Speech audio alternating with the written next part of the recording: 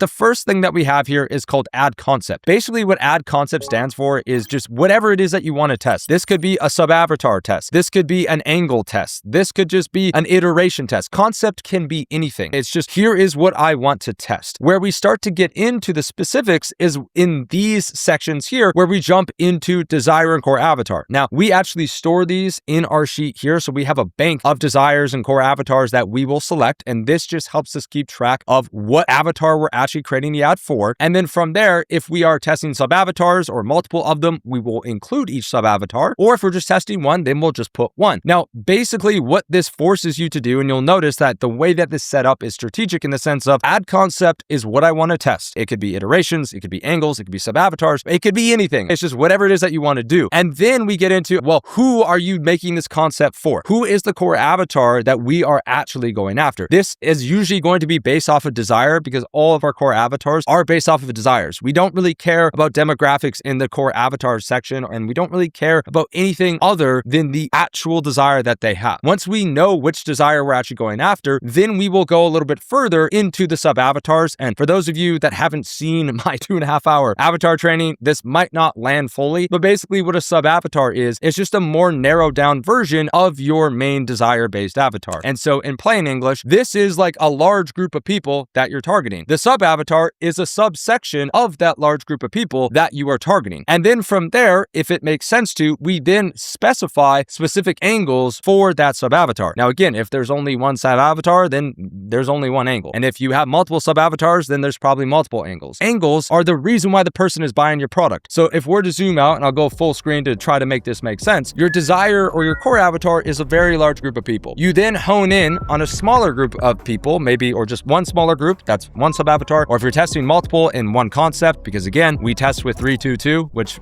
basically means 3 creatives, 2 copies, 2 headlines, and that is our media buying strategy. So every single ad concept that we do is going to have 3 variations. So just to bring this back, again, I'm trying to make this as simple as possible. If my concept is to test sub-avatars, I'm going to test 3 different sub-avatars because I always do 3 variations. So hopefully that makes sense. Now, again, going back to full screen, we have our core avatar. That's a large group of people. We then have our sub-avatar, which is a specific group of people. And then inside of this sub-avatar group, there's probably going to be a few different reasons why that person wants to buy, depending how narrow you go. Again, these avatars exist on a scale, but just stay with me. And inside of that small group, there might be a few different angles. So for example, night shift worker, they could have an angle of like, this is going to help you sleep better during the day. Or another angle for night shift workers is this will make it easier for you to get up in the middle of the night. Again, this specific sub-avatar might have a few different reasons to buy the product. Now, angles always come from your product. Like, you can't really go after an angle that your product can't actually help with. But the point is, depending on how narrow you go with your sub-avatars, there might be a lot of angles, or there might just be one angle.